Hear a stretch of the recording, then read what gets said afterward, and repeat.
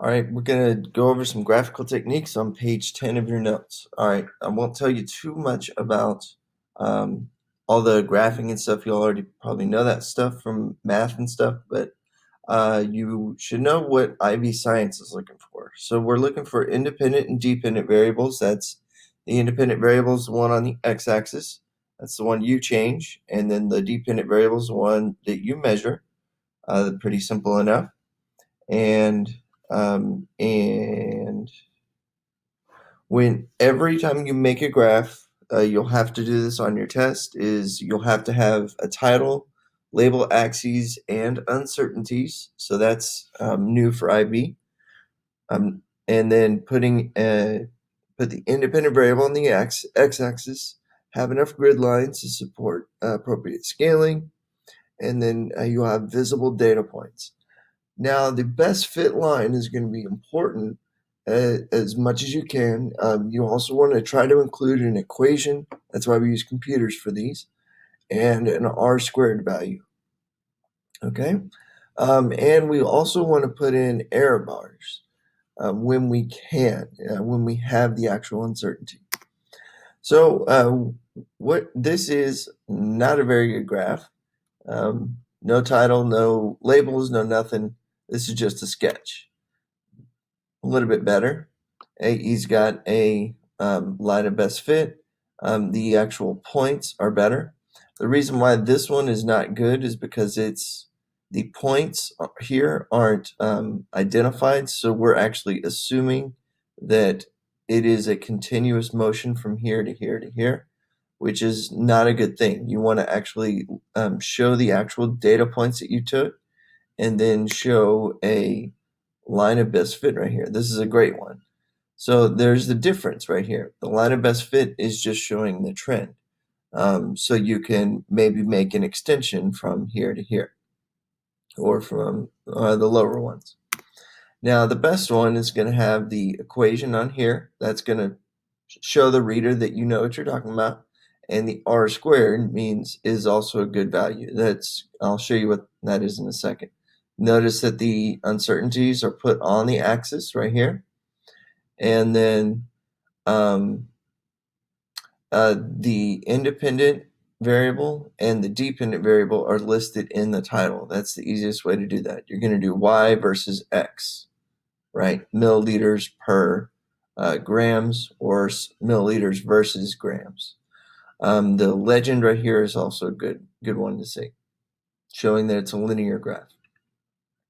So that R squared thing is telling you how much of the variation between the x-axis can be explained by the y-axis.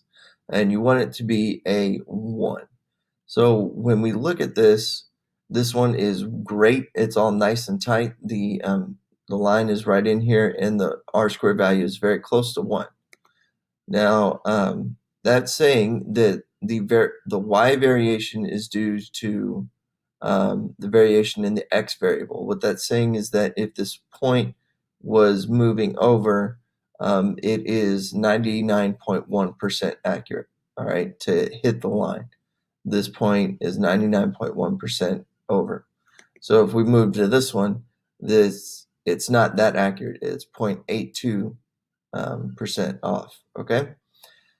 So this one's a little noisy, and it's still acceptable, but whatever. The other 18% is caused by variations in the x-axis. Okay, so this is kind of showing your uncertainty.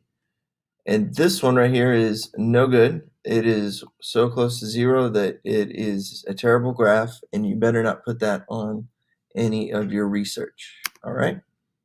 So there's no relationship. Now, when there's an interpolation, that's something within the measure values, and an extrapolation is something that's made outside the values. So when you look at something like this, when we look at the intervalues, that is the interpolation range. So what would be the temperature after heating for 15 minutes? Well, we would interpolate right here to say about 35. And then the extrapolation would be something over on this end, over on this end. All right. And so what will be the temperature after heating for 70 minutes? Well, you can probably make a pretty good guess that it'd be about 90 or 100, right? So that one's in your notes right there to help you see.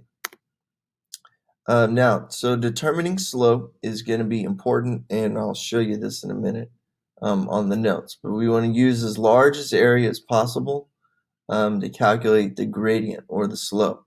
Now, that is something that's on a linear graph. Now, for a nonlinear function, now there's two different slopes. There's the instantaneous slope and the average slope. So I'll show you what that means in just a second. Okay, so for our nonlinear graph, a good way we would see this is in kinetics whenever we're talking about rates. So rate happens to be concentration divided by time. So time is always going to be right here. And if we're looking at the average rate, that is going to be something that is the slope of the line of a trend line, the slope of the trend line, slope of the line. Let's just say the line. Slope of the line between from 2 points. 2 points on the graph.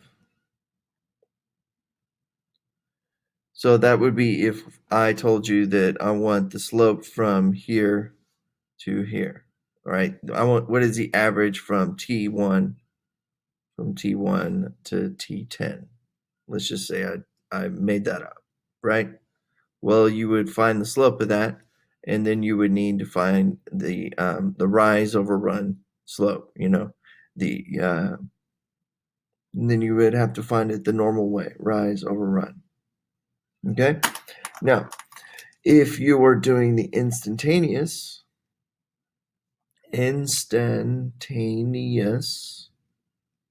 rate, that is the slope